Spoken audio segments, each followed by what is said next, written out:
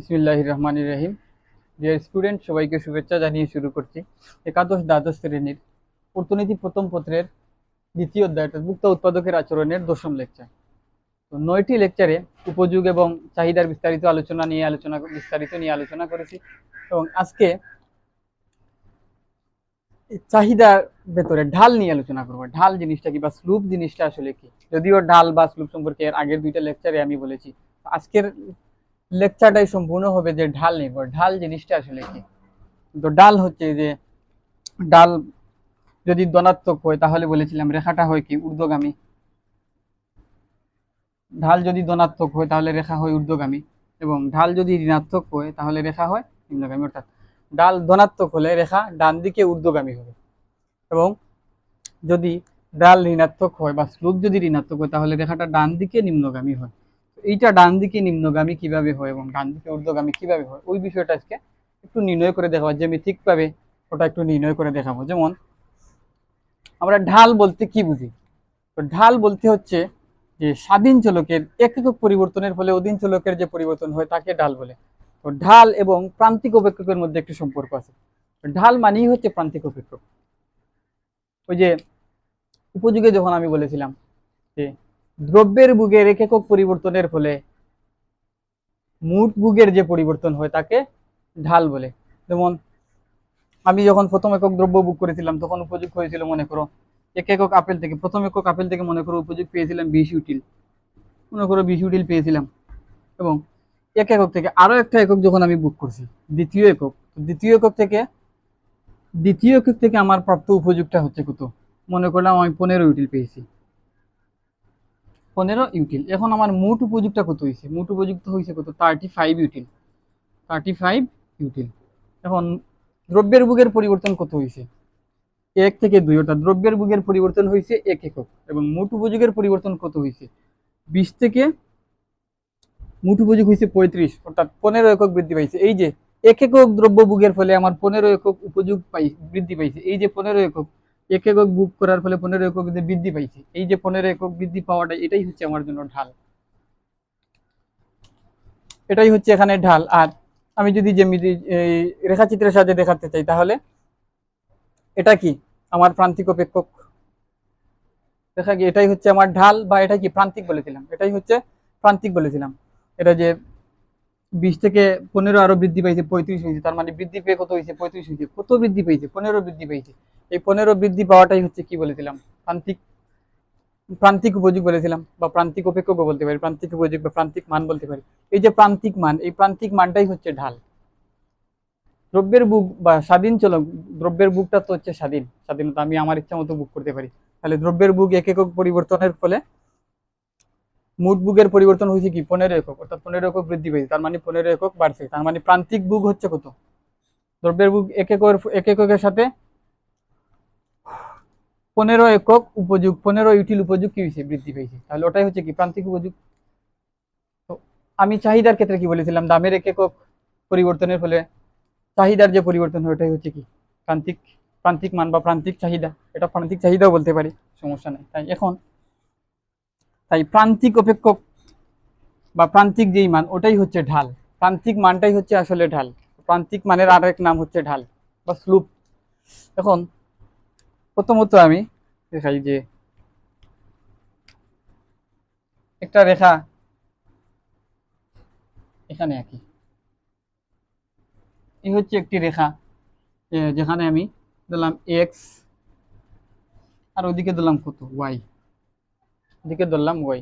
তাহলে আমি ডান দিকে নিম্নগামী একটি রেখা, ডান দিকে এই হচ্ছে একটি ডান দিকে নিম্নগামী রেখা। তখন আমি এই রেখাটার ঢাল নির্ণয় করতে চাই। এই রেখার ঢাল নির্ণয় করতে হলে আমি কি করব? আমি ধরে নেব প্রথমত যে এই হচ্ছে আমার প্রাথমিক বিন্দু,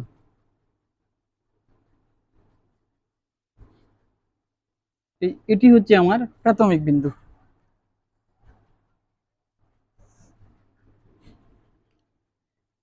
আমি এটা না দিই, প্রাথমিক বিন্দু মনে করো আমার এটা, এটা হচ্ছে আমার প্রাথমিক বিন্দু। প্রাথমিক বিন্দুটাকে আমি দিলাম এক্স নট, এবং এরপরের পরবর্তী বিন্দুটা মনে করলাম আমি এইটা, এটাকে দিলাম আমি x1, এটা হচ্ছে x1। প্রাথমিক বিন্দুটা যদি আমার এক্স এক্স কে স্বাধীন চলকের ক্ষেত্রে যদি প্রাথমিক বিন্দু যদি আমার এক্স নট হয়, তাহলে অধীন চলকের এক্স নটের যখন আমার এক্স নট পরিমাণ এক্স এর মান যখন এক্স এক্স নট এক্স অক্ষের মান যখন এক্স নট, তখন আমার ওয়াই অক্ষের মানটা কত হবে? ওয়াই অক্ষের মানটা আমি ধরলাম কত? Y nought. ওয়াই অক্ষের মানটা ধরলাম কত? ওয়াই নট ধরলাম। এখন এক্স অক্ষ থেকে বৃদ্ধি, এক্স নট থেকে এক্স অক্ষের মান এক্স নট থেকে বৃদ্ধি পেয়ে এখন হয়ে গেল কত? X one. এই পরিমাণ কি হলো? বৃদ্ধি পেল। বৃদ্ধি পেয়ে হয়ে গেল এক্স ওয়ান। যখন আমার এক্স নট থেকে বৃদ্ধি পেয়ে এক্স ওয়ান হলো, তখন আমার ওয়াই এর পরিবর্তন কতটুকু হলো? ওয়াই এর পরিবর্তন ওয়াই নট থেকে হ্রাস পেয়ে চলে আসলো ওয়াই ওয়ানে। এটার নাম কি দিছে দেখি। তো এইটা আমরা জানি চাহিদা রেখা এরকম হয়, ডান দিকে নিম্নগামী হয়, তাহলে এটাকে আমরা দিতে পারি যে চাহিদা রেখা হয়। ডি ডি দুইটা দিয়ে দিতে পারি, ডি ডি দিয়ে চাহিদা রেখা হতে পারে, অথবা কিউ ডিও দিতে পারে, আমাদের যেটা ইচ্ছা। আমি এখানে কিউ ডি দিয়ে রাখলাম যে এটা হচ্ছে চাহিদা রেখা। এটা হচ্ছে কি? চাহিদা রেখা। এখন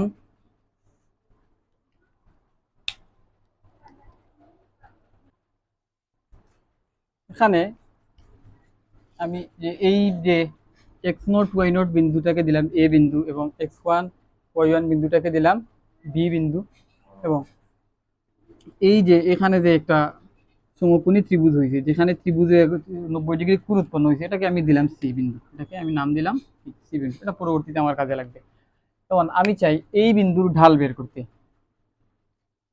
এই এ বিন্দুর ঢাল বের করতে চাই। এ বিন্দুর ঢাল আমি নির্ণয় করতে চাই। যেহেতু আমি এ বিন্দুর ঢাল নির্ণয় করতে চাই, সেই জন্য আমি এখানে এ বিন্দুর ঢাল নির্ণয়ের জন্য আরেকটা বিন্দু আমি নির্বাচন করে নিয়েছি, সেটি আমি দিয়েছি বি বিন্দু। বি বিন্দু। এখন আমি চাই যে এই যে এটাকে আমি স্বাধীন চলক ধরলাম, এটাকে আমি স্বাধীন চলক বিবেচনা করলাম। এই যে স্বাধীন চলক এক্স এর পরিবর্তন যখন এক্স এক একক হবে, তাহলে ওয়াই এর পরিবর্তন কত একক? এই জিনিসটা আমি নির্ধারণ করতে চাই। এটাই তো ঢাল, এটাই তো প্রান্তিক মান। তাহলে এই জিনিসটা আমি নির্ণয় করতে চাই। তাহলে এখন দেখি এক্স এর পরিবর্তন কতটুকু হয়েছে। এক্স এর এক্স নট থেকে এক্স ওয়ানে গেছে, তাই তো? এখন আমি দেখি এক্স এর পরিবর্তন কতটুকু হয়েছে। এখানে লিখি যে এক্স এর পরিবর্তন, এক্স এর পরিবর্তন, এই যে এক্স এর পরিবর্তন, এই এক্স এর পরিবর্তন এইভাবে না লিখে আমি গাণিতিকভাবে এভাবে লিখতে পারি যে এক্স এর পরিবর্তন না লিখে এই যে ত্রিভুজাকৃতির একটা চিহ্ন দিয়ে লিখতে পারি যে ডেল এক্স। এই যে ডেল, এই ডেল শব্দটা দ্বারা পরিবর্তন নির্দেশ করে। এই শব্দটা দ্বারা, এই যে চিহ্নটা দ্বারা, এই চিহ্নটা দ্বারা বোঝায় কি? ডেল। এই চিহ্নটাকে ডেল চিহ্ন বলা হয়। এই ডেল দ্বারা বোঝায় পরিবর্তন। পরিবর্তন বাংলায় বললে পরিবর্তন, তো বাংলাতে ভাবে পরিবর্তন না লিখে এই চিহ্নটা দেওয়া হয় ডেল। ডেল এক্স, অর্থাৎ ডেল এক্স মানে কি? এক্স নট থেকে এক্স ওয়ানে গেছে, এই দিক থেকে এই দিকে গেছে, তাই তো?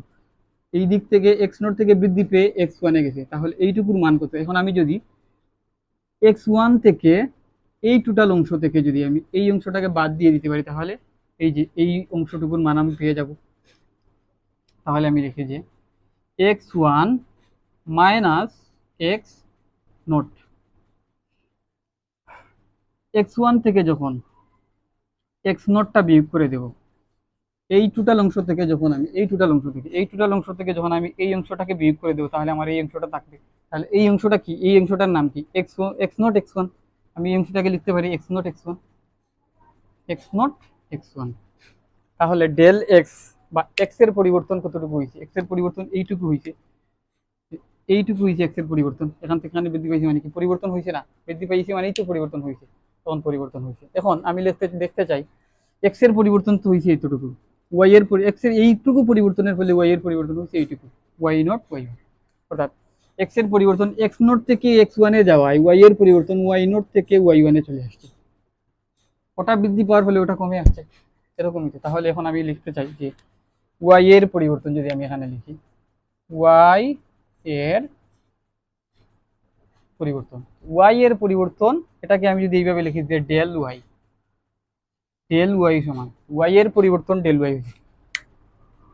এদিকে বৃদ্ধি পাওয়ার ফলে এইটার পরিবর্তন কি হয়েছে? হ্রাস পাইছে। তাহলে কি এই টোটাল অংশ থেকে যদি এই অংশটুকু বাদ দেই, সরি দুঃখিত, এই টোটাল অংশ থেকে না, এই অংশ থেকে যদি এই অংশটুকু আমি বাদ দিই।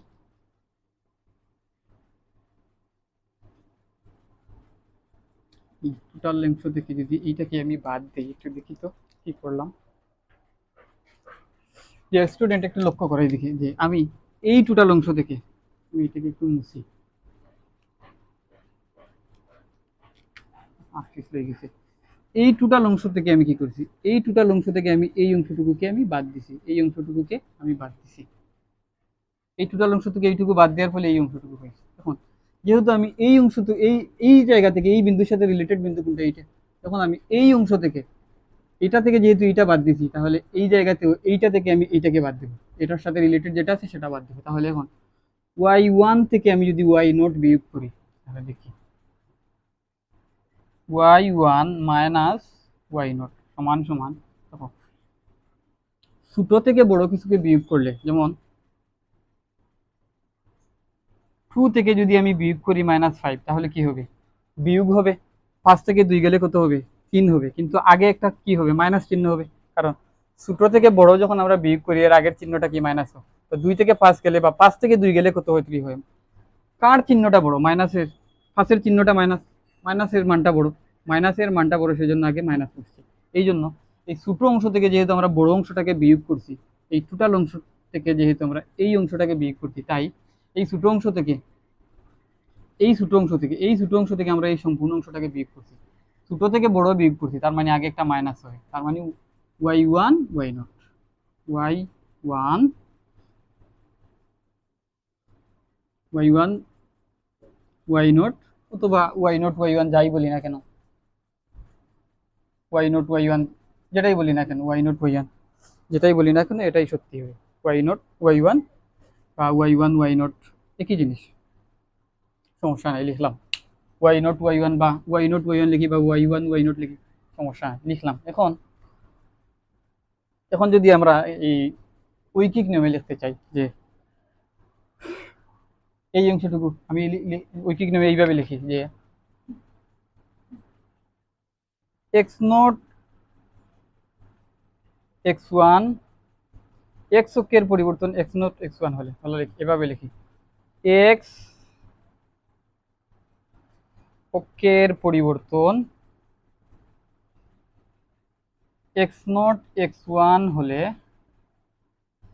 x অক্ষের পরিবর্তন x0 x1 হলে, অর্থাৎ এইটুকু হলে, x অক্ষের পরিবর্তন যদি এতটুকু হয়, তাহলে y অক্ষের পরিবর্তন,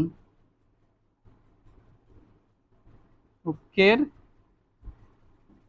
পরিবর্তন, y অক্ষের পরিবর্তন কতটুকু হয়েছে, y অক্ষের পরিবর্তন হচ্ছে y0 y1 বা y0 y1, তাহলে y অক্ষের পরিবর্তন হচ্ছে কি, y0 y1, y0 y1, এর আগে কি আছে, মাইনাস আছে, তাহলে আমরা এইভাবে লিখি যে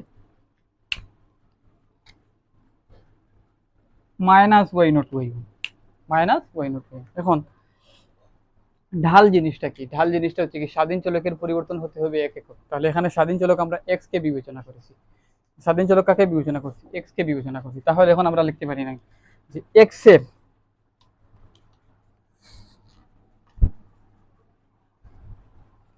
x অক্ষের বা x অক্ষের পরিবর্তন, x অক্ষের পরিবর্তন,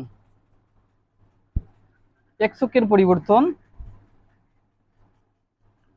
এক একক, x0 x1 এর x একক হলে y অক্ষের পরিবর্তন, x অক্ষের y অক্ষের পরিবর্তন কি হয়েছে,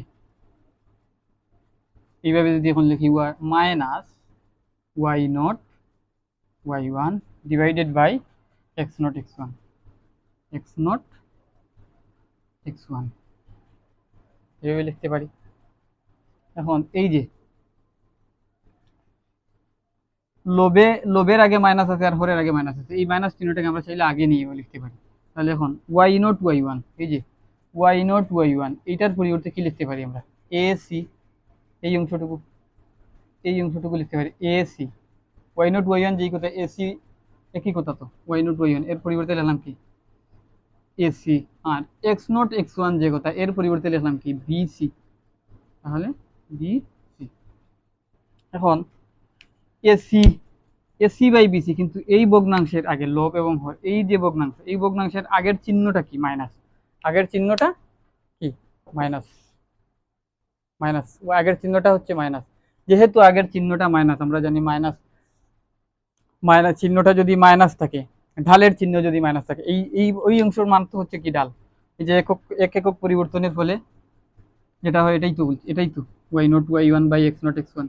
তাহলে একক পরিবর্তন মানে হচ্ছে এই অংশ, আর এর আগের চিহ্ন হচ্ছে কি মাইনাস, আর আগের চিহ্ন মাইনাস থাকা মানে কি এইটা মানে হচ্ছে ঢাল, আর ঢালের আগের চিহ্ন হচ্ছে মাইনাস, তার মানে রেখাটা ডান দিকে নিম্নগামী হবে। আমরা এই যে বিষয়টা দেখলাম যে ডান দিকে নিম্নগামী রেখার ক্ষেত্রে এখন এটাকে যদি বিন্দু চিন্তা করে লেখতাম, তাহলে এটা এক্স ওয়ান ওয়াই ওয়ান এইভাবে, এবং ওটা হচ্ছে কি এক্স টু ওয়াই টু এইভাবে লিখলে কি হতো যে y one minus y two x one minus x two. এটা গত দুইটা লেকচারে এই বিষয়গুলো নিয়ে বিস্তারিত আলোচনা করি। তারপর আজকে যেহেতু একটু ডাল নিয়ে আলোচনা করার কথা ভাবছিলাম, সেই জন্য বলে এরপরে দেখাবো ক্যালকুলাসের সাহায্যে কিভাবে ডাল নির্ণয় করতে হয়। আজকের মূল উদ্দেশ্যটা হচ্ছে আসলে ক্যালকুলাসের সাহায্যে কিভাবে ডাল নির্ণয় করতে হয় এই বিষয়টা দেখানো। যেহেতু ক্যালকুলাসের সাহায্যে কিভাবে ডাল নির্ণয় করতে হয় এই বিষয়টা দেখাতে চাই, এই জন্য আমি এই বিষয়টা নিয়ে আলোচনা করলাম। এখন দেখি এটার ক্ষেত্রে তো ঢাল আমাদের ঋণাত্মক আসছে, এখন দেখি ডান দিকে ঊর্ধ্বগামী কোন রেখার ক্ষেত্রে ঢাল কি ধনাত্মক হয় কিনা। তো এখানে লম্ব অক্ষ ভূমি অক্ষ আঁকলাম, এটাকে এক্স অক্ষ ধরলাম, এটা হচ্ছে মূল বিন্দু, এটা হচ্ছে ওয়াই। তাহলে আমার প্রাথমিক বিন্দু ধরে নিলাম এটাই হচ্ছে এক্স নট, এবং যখন আমার প্রাথমিক বিন্দু এক্স নট, তখন ওয়াই ওয়ান এর পরিমাপ হচ্ছে ওয়াই নট, এবং এক্স ওয়ান পরিবর্তিত হয়ে মনে করলাম পরিবর্তিত বিন্দু হচ্ছে এক্স ওয়ান। আর পরিবর্তিত বিন্দু এক্স ওয়ান হলে আমাদের পরিবর্তিত ওয়াই এর মান হবে ওয়াই ওয়ান। এটা হচ্ছে আমার এ বিন্দু, এটা হচ্ছে এ বিন্দু, এটা হচ্ছে বি বিন্দু। আমি এই রেখাটাকে এইভাবে একটু বর্ধিত করে এটাকে দিয়ে দিলাম সি বিন্দু। এখন এই রেখার ঢাল আমি নির্ণয় করতে চাই, দেখি এই রেখার ঢাল নির্ণয় করতে ধরলাম প্রাথমিক বিন্দু এক্স নট থেকে পরিবর্তিত বিন্দু আমার স্বাধীন চলক, কিন্তু আমি এখানে এক্স কেই ধরছি। এক্স নট থেকে পরবর্তীতে এক্স অক্ষের মান বৃদ্ধি পেয়ে এক্স ওয়ান হলো, তাহলে আমরা এই অংশটুকুর মান বের করতে চাই। তাহলে দেখি এক্স এর পরিবর্তন লেখার পরিবর্তে আমরা লিখলাম ডেল এক্স। এক্স এর পরিবর্তন মানে কি ডেল এক্স, এই যে ডেল এক্স এইভাবে লিখলাম। ডেল এক্স মানে কি x minus x nought, x minus x one minus x not সমান সমান এক্স ওয়ান এক্স নট, অর্থাৎ এক্স ওয়ান এক্স নট, ওই আগের পেপার সেবার আর কি। এখন ওয়াই এর পরিবর্তন বের করতে চাই, তো ওয়াই এর পরিবর্তন মানে কি ডেল ওয়াই, আর ডেল ওয়াই এর পরিবর্তন এক্স ওয়ান থেকে এক্স নট বিয়োগ করছি, তাহলে এক্স ওয়ান এর সাথে রিলেটেড ওয়াই ওয়ান থেকেও ওয়াই নট বিয়োগ করবো। এইটা থেকে যেহেতু এটা বিয়োগ করি, তাহলে এইটার সাথে রিলেটেড ওয়াই ওয়ান থেকে ওয়াই নটটাকেও বিয়োগ করবো। তাহলে y one minus y nought সমান এই যে বিন্দু শূন্য দ্বারা এটাকে নট বলা হয়, এটাকে ওয়াই নট বলা হয়, ওয়াই নট। তাহলে লিখতে পারি ওয়াই ওয়ান ওয়াই নট লিখলাম। এখন আমি ঢাল নির্ণয় করতে চাই। ঢাল কি স্বাধীন চলকের একক পরিবর্তনের ফলে অধীন চলকের পরিবর্তন কত একক, তাহলে এখানে স্বাধীন চলক হচ্ছে এক্স। তাহলে স্বাধীন চলক বা এক্স এর পরিবর্তন এক্স ওয়ান এক্স নট, আগের বার লিখেছিলাম এক্স নট এক্স ওয়ান, কোনো অসুবিধা নাই। X one x nought, x এর পরিবর্তন এক্স ওয়ান এক্স নট হলে ওয়াই এর পরিবর্তন হয় ওয়াই ওয়ান ওয়াই নট। তাহলে এখন আমি দেখতে চাই যে এক্স এর পরিবর্তন যদি এক একক হলে ওয়াই এর পরিবর্তন কত হয়। এক একক হলে ওয়াই এর পরিবর্তন এই যে ওয়াই ওয়ান ওয়াই নট, আমরা জানি যে এই অংশটুকু সমান চিহ্নের ওদিকে গিয়ে এখন কি হবে নিচে বসবে। তাহলে ওয়াই ওয়ান এই যে x nought x one x nought x one x not.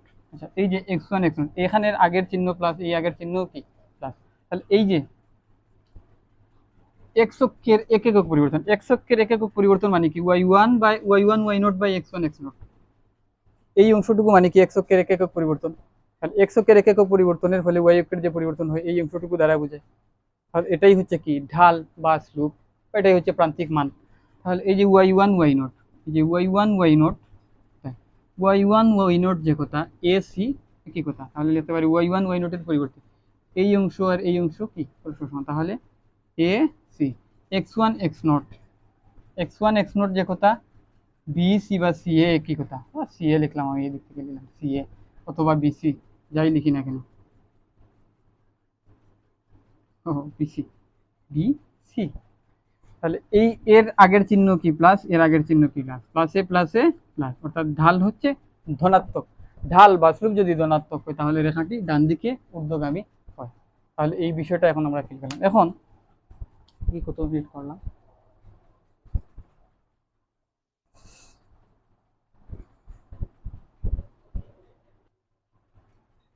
এখানে প্র্যাকটিক্যাল একটা উদাহরণ দিয়ে আছে, তো সেই উদাহরণটা আমি যদি এখানে বোর্ডে লিখে রাখি, তো এখন এই উদাহরণটা একটু বুঝাবার ট্রাই করি।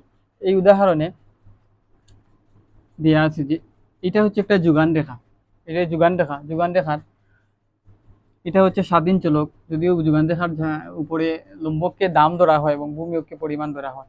তো আমরা এই জিনিসটা যুগান রেখা বা কি আছে এটা না বিবেচনা না করে আমরা চিন্তা করলাম যে এক্স এই ঊর্ধ্বগামী একটা সরল রেখা, ডান দিকে ঊর্ধ্বগামী একটা সরল রেখা যার ঢাল হচ্ছে কি ধনাত্মক, যার ঢাল হচ্ছে ধনাত্মক। তো ঢাল যদি ধনাত্মক হয় রেখা ঊর্ধ্বগামী হবে, এটা আমরা জানি। এখন এখানে ধরে নিয়েছি স্বাধীন চলক হচ্ছে এক্স, ওটা হচ্ছে কি স্বাধীন চলক, আমরা জানি এক্স কি স্বাধীন চলক ধরা হয় নর্মালি, এক্স হচ্ছে স্বাধীন চলক। আমরা বের করতে চাই যে এক্স অক্ষের এক একক পরিবর্তনের ফলে ওয়াই অক্ষের পরিবর্তন কত একক হয়। তাহলে আমরা দেখি, আমরা আগে দেখেছিলাম যে কুটি দ্বয়ের অন্তর বা ভুজ দ্বয়ের অন্তর, এটাই হচ্ছে কি ঢাল, এর আগের লেকচারগুলোতে আমরা দেখেছি।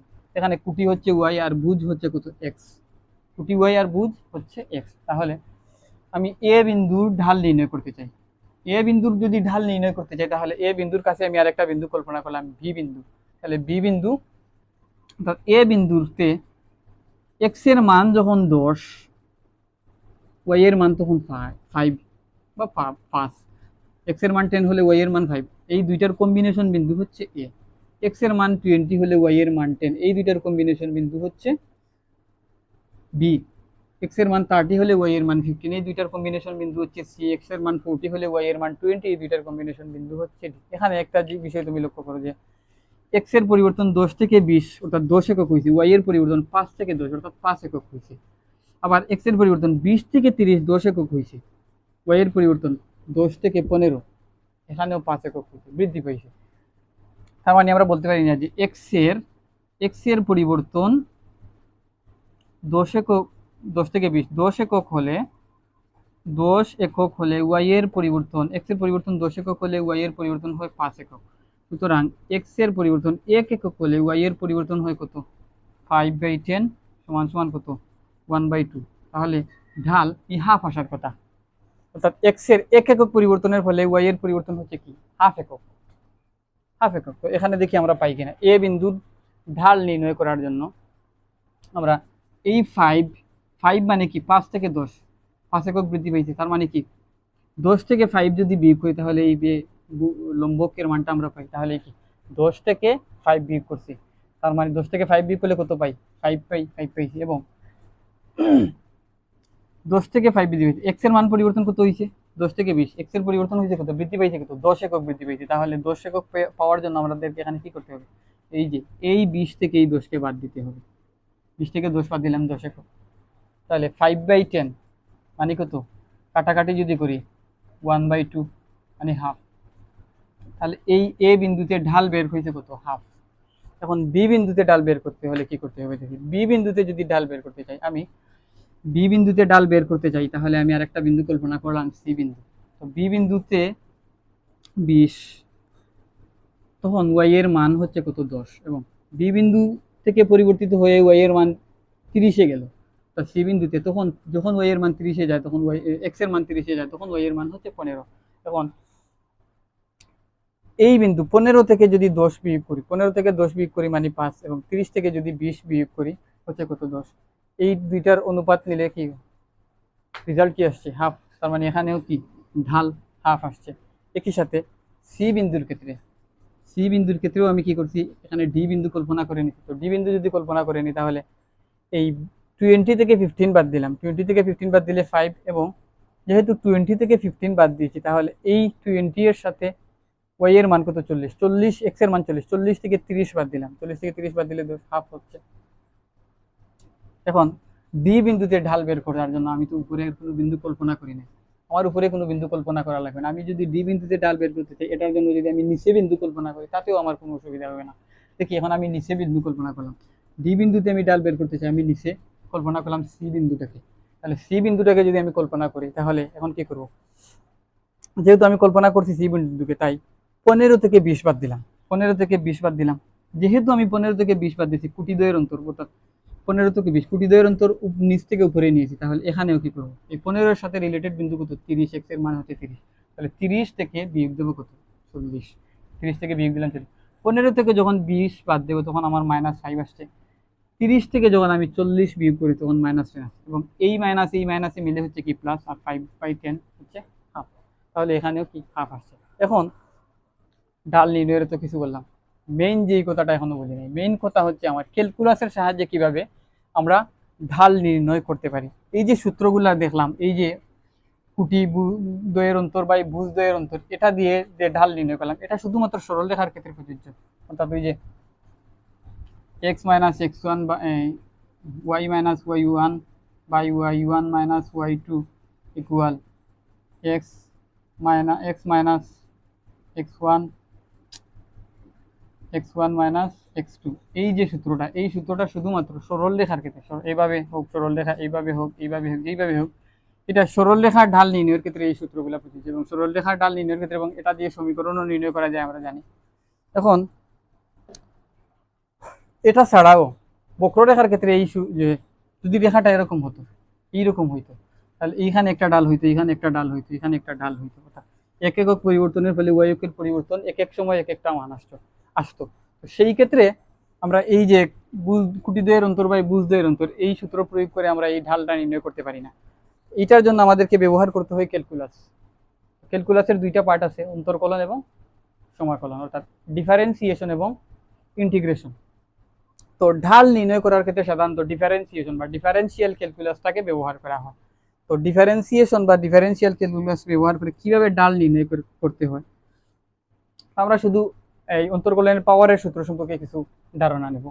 তো মনে করো কোনো একটা সমীকরণ দেওয়া আছে, সরল রেখাটা, যে সমীকরণটা হচ্ছে সরল রেখার সমীকরণ। সরল রেখার সমীকরণ কিভাবে আমরা বুঝবো, আমরা জানি যে সরল রেখার সমীকরণ বোঝার জন্য হচ্ছে y ইকুয়াল mx অথবা y equal mx plus c, এরকম যদি হয়, অর্থাৎ যেই সমীকরণে চলকের পাওয়ার x এবং y, x হবে, চলকের পাওয়ার বা ঘাত হবে 1, চলকের পাওয়ার বা ঘাত হবে 1, এবং স্বাধীন চলক এবং অধীন চলক উভয়ের পাওয়ার ঘাত হবে 1, এবং এক্স ওয়াই সম্বলিত কোনো চলক থাকবে না, যেমন এক্স ওয়াই গুণাকারে এভাবে থাকবে না, এরকম যদি থাকে এটা হচ্ছে সরল রেখার একটা সমীকরণ। তো সরল রেখার সমীকরণ কি জিনিস এখন আমরা বুঝলাম। সরল রেখার সমীকরণের ক্ষেত্রে আমরা সেদিন দেখেছিলাম কি চাহিদা রেখার সমীকরণ। তো চাহিদা রেখার সমীকরণ কিভাবে ছিল, কিউডি ইকুয়াল ছিল কি, যে এ মাইনাস বি পি, এ মাইনাস বি পি, এটা হচ্ছে চাহিদা রেখার সমীকরণ। তো এই যে সমীকরণ দেওয়া আছে, এই সমীকরণ থেকে আমরা কি ঢাল বুঝতে পারি, এটাই হচ্ছে কি ঢাল, আমি বলছিলাম এটাই হচ্ছে ঢাল। স্বাধীন চলকের সাথে যেটা আছে সহগ আকারে যেটা আছে, এটাই হচ্ছে কি ঢাল। স্বাধীন চলকের সাথে এক্স এর সহগ বা স্বাধীন চলকের সহগ, এটাই হচ্ছে কি এই সমীকরণের ঢাল, একমাত্রিক সমীকরণের ক্ষেত্রে। এখন ক্যালকুলাসের সাহায্যে কিভাবে সমীকরণ ওই যে ঢাল নির্ণয় করতে হবে, ক্যালকুলাসের সাহায্যে ঢাল নির্ণয় করার আগে আমাদেরকে বুঝতে হবে যে ক্যালকুলাস এটা করতে হয় কিভাবে। এটার পাওয়ারের সূত্রটা আমি দেখাই, যে এই যে এভাবে লিখছিলাম যে del x divided by del y, by del x, sorry del y by del x. ওই যেখানে লিখছিলাম না যে ডেল এক্স বলতে কি x1 মাইনাস x0, আর ডেল ওয়াই মানে কি y1 মাইনাস y0, এরকম তো লিখছিলাম। এই যে লিখছিলাম, এটা লেখার পর তারপর কি বলছিলাম, এটা সমান সমান কি ছিল x1 x0, আর এটা সমান সমান কি ছিল y1 y0। তাহলে ডেল এ ওয়াই মানে y1 y0, ডেল এক্স মানে x1 x0। তো ঢাল নির্ণয় করার ক্ষেত্রে আমরা কি কি করছিলাম, যে y1 বা y1 by y1 y0 by x1 x0, এটা লিখছিলাম। এই জিনিসটা যেই কথা, এই জিনিসটা এক্স এই যে y1 y0 এর পরিবর্তে কি আমরা লিখতে পারি না ডেল ওয়াই, আর x1 x0 এর পরিবর্তে কি আমরা লিখতে পারি না ডেল এক্স। এই যে del y by del x আমরা লিখে নিলাম।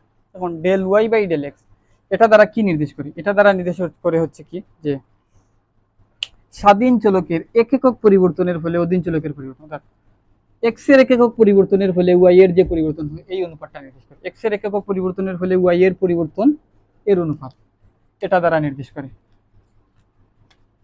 এটা দ্বারা নির্দেশ করে কি এক্স এর পরিবর্তন এক একক হলে এবং ওয়াই এর পরিবর্তন কত হয়, এটা এক্স এর এক একক পরিবর্তন এবং ওয়াই এর পরিবর্তনের অনুপাত। সরাসরি এক্স এর এক একক পরিবর্তন এবং ওয়াই এর পরিবর্তনের অনুপাত। এক্স এর পরিবর্তন বলেছি আমি এক একক এবং ওয়াই এর পরিবর্তন কত হবে এই এর অনুপাত এটা নির্দেশ করছে। Del y by del x এটা দ্বারা কি বোঝাচ্ছে এক্স এর এক একক পরিবর্তনের ফলে ওয়াই এর পরিবর্তন কতটুকু, এই জিনিসটা ভালো করে মাথায় সেট করো। এখন মনে করো এক্স এর পরিবর্তন এক একক না হয়ে এক্স এর পরিবর্তন হলো খুবই সামান্য, যেমন এক্স এর পরিবর্তন হলো কত 0.001 অথবা 0.005 এইরকম হলো, অর্থাৎ প্রায় কি শূন্যের কাছাকাছি। শূন্যের কাছাকাছি মানে কি এক্স এর পরিবর্তন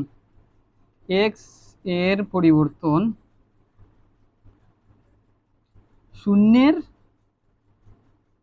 কাছাকাছি। শূন্যের কাছাকাছি আমার লেখাটা কি বুঝা যাচ্ছে, এক্স এর পরিবর্তন শূন্যের কাছাকাছি, অর্থাৎ এক্স এর পরিবর্তন যদি শূন্যের কাছাকাছি হচ্ছে, এক্স এর পরিবর্তন শূন্যের কাছাকাছি হলে লেখা হয় এইভাবে এক্স, এই যে একটা তীর চিহ্ন দিয়ে বোঝানো হয় জিরো, এক্স এর পরিবর্তন শূন্যের কাছাকাছি মানে এই যে এটার নাম হচ্ছে কি এক্স টেন্স টু জিরো।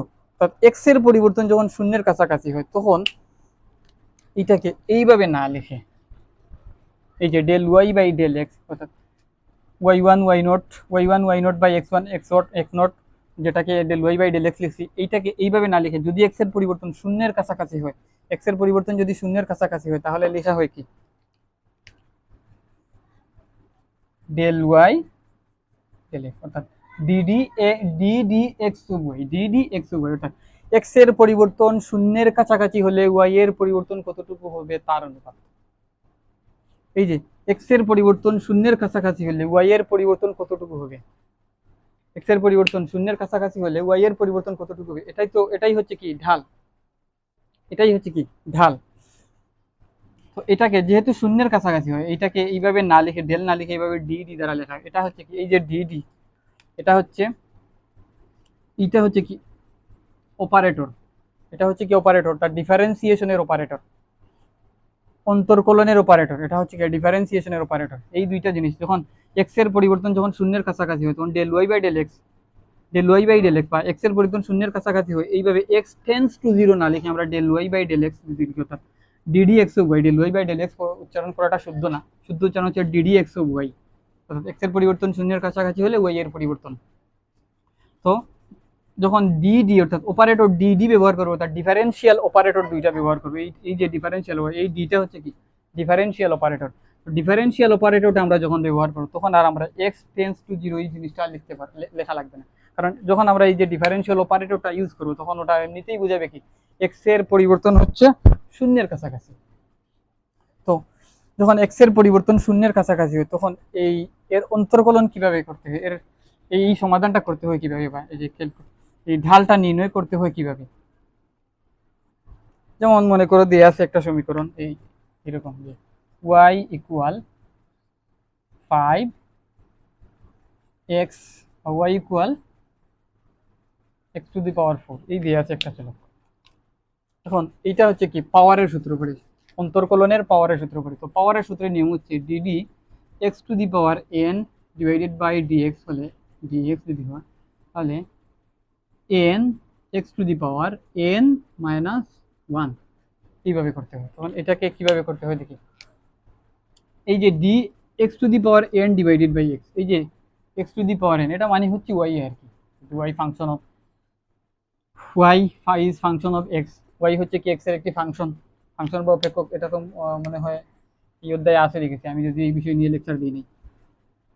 তো এটাকে কিভাবে লিখতে হয় যে ডি ওয়াই বাই ডিএক্স সমান সমান ডি ওয়াই, এই যে ডি ওয়াই বলতে কি ডি হচ্ছে অপারেটর আর ওয়াই এই যে ওয়াই এর পরিবর্তে কি লিখতে পারি x to the power 4 divided by x, অর্থাৎ এই যে এই ওয়াই কে এক্স এর সাপেক্ষে অন্তর্কলন করা, ওয়াই কে এক্স এর সাপেক্ষে অন্তর্কলন করা। তো অন্তর্কলন করার সময় দেখতে হবে আমাদের এই বেইজের সাথে এই বেইজের সাথে এই লবের মিল আছে কিনা। এখানে মিল আছে, যদি মিল থাকে তাহলে কি হবে, এই যে এই ফোর, এই ফোরটা, এই এনটা হচ্ছে ফোর, এটা সংখ্যা হতে হবে, এটা স্থির সংখ্যা হতে হবে, এটা সংখ্যা হতে হবে। যেহেতু এটা ফোর আছে তাহলে কি হবে, x to the power n by x, তাহলে d x to the power n, n এর জায়গায় আছে কত, ফোর ডিভাইডেড বাই এক্স, তাহলে এই সূত্রের সাথে আমার মিল খাইছে। তাহলে কি করবো, যে এই পাওয়ারটা কি হবে, আগে চলে আসবে, তাহলে পাওয়ার কত আছে, ফোরটা আগে চলে আসলো, এক্স লিখতে হবে, এক্স লিখলাম, ফোর পাওয়ার যা আছে অর্থাৎ এন মাইনাস ওয়ান, এন অর্থ হচ্ছে এন মানে কি ফোর, তাহলে ফোর মাইনাস ওয়ান, তাহলে ওয়ান, ফোর থেকে এক বিয়োগ করো, তাহলে বা four x to the power three.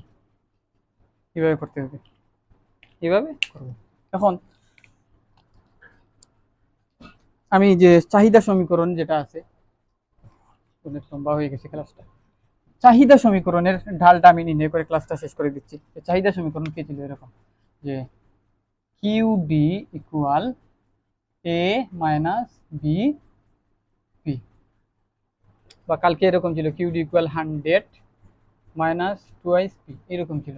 তো আমি এইটাকে আগে অন্তর্কলন করি, তাহলে এই যে কিউ ডি কি অন্তর্কলন করবো, ডি কিউ ডি বাই কার সাপেক্ষে, পি এর সাপেক্ষে, স্বাধীন চলক এখানে কে পি, তাহলে পি এর সাপেক্ষে আমি কিউ ডি কে অন্তর্কলন করবো, ডি পি সমান সমান ডি কিউ ডি বলতে কি বোঝায়, কিউ ডি বলতে তো এ মাইনাস বিপি, এই টোটাল অংশকে বোঝায়, তাহলে লিখি এ মাইনাস বিপি লিখলাম, ডিভাইডেড বাই ডিপি, বা d q d by d p equal, এই যে এই এ বলতে কি, এখানে আমি এর পরিবর্তে এখানে স্থির সংখ্যা লিখছি, এ হচ্ছে কি একটি স্থির সংখ্যা, তাহলে আমি এভাবে লিখি যে a d a by d p minus, এই যে আমি পি এর সাপেক্ষে অন্তর্কলন করতে চাই, এই যে আমি লিখি তারপর d d p by d p, বা d q d by d p সমান, আমি পি এর সাপেক্ষে অন্তর্কলন করবো, পি এর সাপেক্ষে অন্তর্কলন করলে এখানে আমার পি থাকতে হবে, যদি পি এর সাপেক্ষে অন্তর্কলন করলে পি না থেকে অন্য কিছু থাকে বা সহগ থাকে, এই যে স্থির সংখ্যা থাকে, এ কিন্তু একটি স্থির সংখ্যা যদি প্যারামিটার আকারে আছে, এই স্থির সংখ্যাকে যদি চলক আকারে লেখা হয় তাহলে সেটাকে প্যারামিটার বলা হয়, আমরা জানি। তাহলে পি এর সাপেক্ষে প্যারামিটারকে অন্তর্কলন করছি, মানে কি আমি এই যে স্থির সংখ্যাকে অন্তর্কলন করছি, তো স্থির সংখ্যার অন্তর্কলন কত হয়, শূন্য হয়, তাহলে এটা মানে কি শূন্য লিখলাম, এখানে আছে কত মাইনাস, পি এর সাপেক্ষে আমি পি কি অন্তর্কলন করব, এই বিও কিন্তু একটি স্থির সংখ্যা, কিন্তু বি যেহেতু চলকের সাথে যুক্ত আছে তখন এটি সহগ হয় বা কোফিসিয়েন্ট হয়, কোফিসিয়েন্ট বা সহগ, তাহলে চলকের অন্তর্কলন করার সময় সহগ যা আছে তা লিখে ফেলতে হয়, তাহলে সহগটা আমি কি করলাম, যা আছে তা লিখলাম, এভাবে বাইরে, সরি এখানে পি না, এটা হচ্ছে বি, বাইরে নিয়ে আসলাম, তাহলে সহগটা বাইরে নিয়ে আসতে কি থাকলো, ডিপি বাই ডিপি। লেকচারটা অনেক লম্বা হয়ে গেছে, ডিপি বাই ডিপি, এই তো এখন ডিপি বাই ডিপি, যে এই অংশটাকে আমি এখানে নিলাম যে d d q d by d p equal শূন্য minus b d p by DP,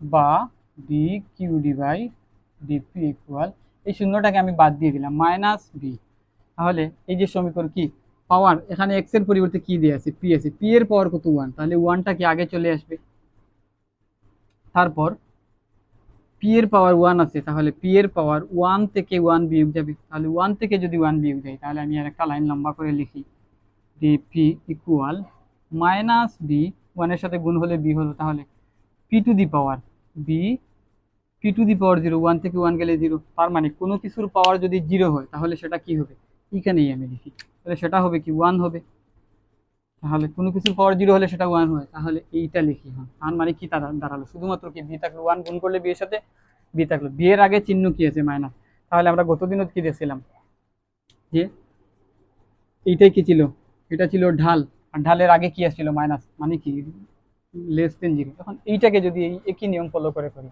তাহলে d q d by d p equal d 100 minus twice p by d p, বা আমি এই অংশটুকু এখন না লিখি, লিখে d100 ডিভাইডেড বাই ডিপি, অর্থাৎ এই অংশের সাথে এই ডিটা এই অংশের সাথে একবার লিখলাম এবং পরে ভগ্নাংশ চিহ্ন দিই d2p বাই ডিপি, বা স্থির সংখ্যা 100 কিন্তু একটি স্থির সংখ্যা, তাহলে স্থির সংখ্যার অন্তর্কলন কি, চলকের সাপেক্ষে স্থির সংখ্যার অন্তর্কলন কি হয়, শূন্য হয়, তাহলে মাইনাস।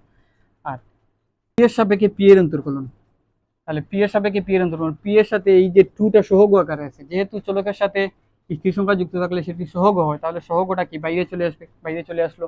তারপর কি লিখলাম ডিপি বাই ডিপি সমান সমান -2, শূন্যটাকে ইগনোর করলাম, 2, এবং পি এর সাপেক্ষে পি কে যদি অন্তর্কলন করি আমরা এখানে দেখছি 1 হয়, কি হয় 1 হয়, তার মানে 2 এর সাথে 1 এর গুণ হলে কি হবে, -2 হবে, -2 এর সাথে 1 এর গুণ হলে তো -2 হয়। তাহলে এই যে -2 এটা কি, এটাই হচ্ছে কি, আমরা গতদিনও বের করে দিয়েছিলাম কি, এটাই হচ্ছে কি ঢাল ছিল, এটাই কি ছিল ঢাল বা তো অন্তর্কলন আজকে ক্যালকুলাসের মোটামুটি একটু বেসিক দিলাম, তো পরবর্তীতে ক্যালকুলাসের আরো বিস্তারিত নিয়ে আলোচনা করব, এবং নেক্সট লেকচারে আমি চাহিদা সূচি এবং চাহিদা রেখার মধ্যে পার্থক্য এবং চাহিদা রেখার নির্ধারক সমূহ এই বিষয়গুলো নিয়ে আলোচনা করব। তো আজ এ পর্যন্ত, সবাইকে ধন্যবাদ জানিয়ে সালামু আলাইকুম।